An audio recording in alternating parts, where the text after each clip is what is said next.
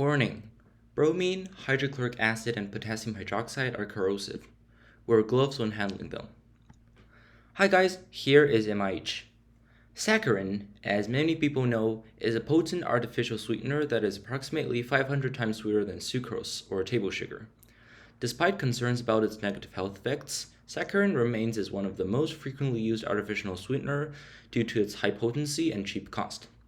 It would therefore fit nicely in my collection of perfumes, dyes, and sweeteners, or chemicals that could manipulate human sensory.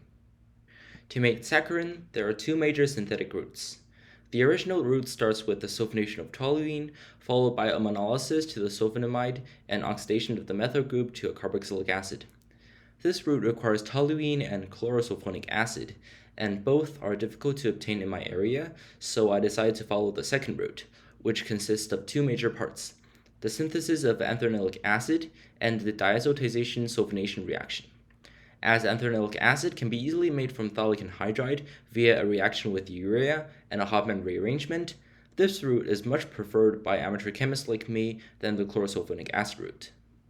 Here are all of the chemicals we need for this synthesis: phthalic anhydride, urea, some potassium hydroxide, a bunch of hydrochloric acid, acetic acid, sodium nitrite, sodium metabisulfite, ammonium chloride, and some bromine generating chemicals of your choice.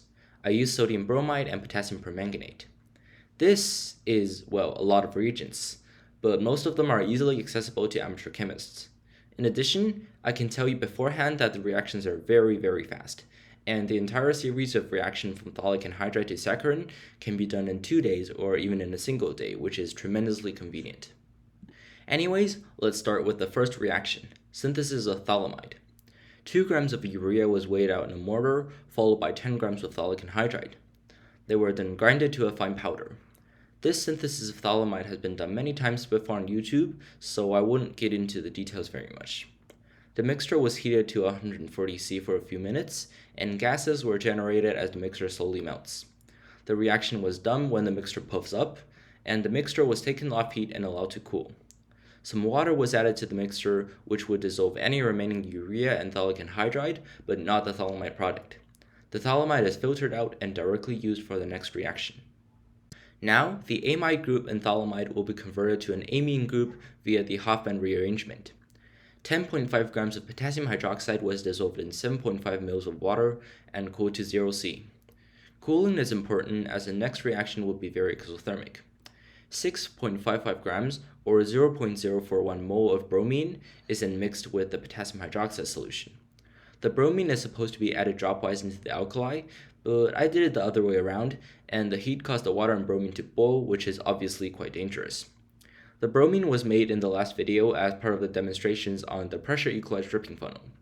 Sodium hypochlorite or chlorine is usually used in Hofmann rearrangements, but I decided to use bromine since, well, I made it anyways. After the bromine dissolved, the solution is placed in an ice bath to cool.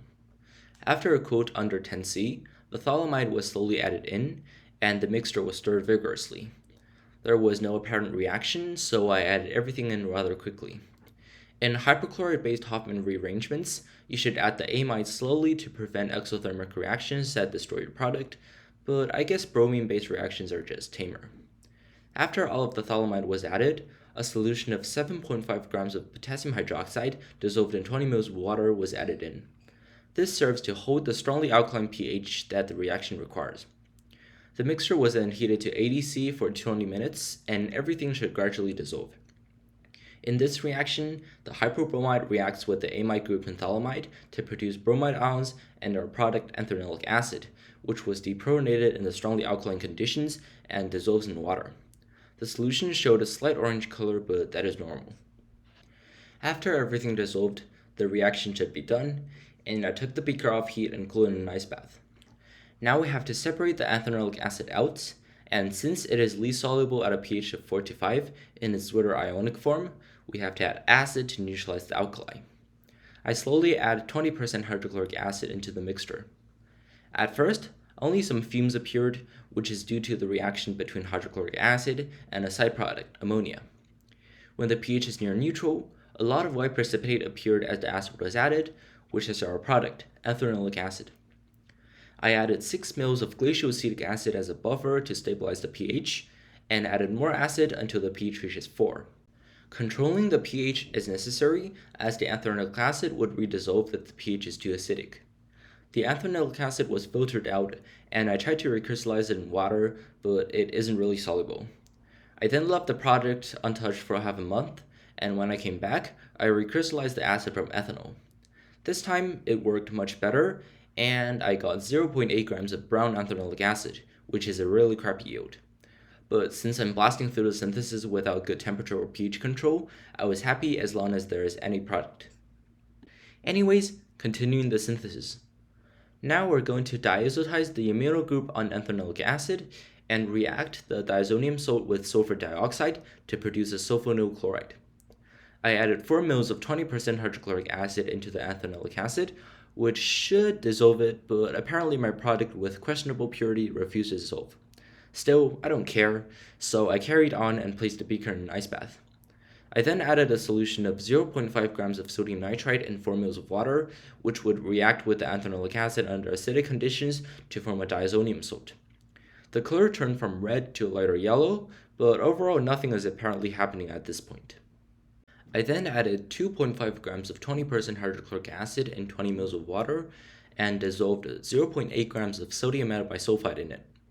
This will create a solution containing sulfur dioxide. I then added the sulfur dioxide solution into the diazonium salt, and a lot of nitrogen gas was immediately released, telling us that the reaction is working.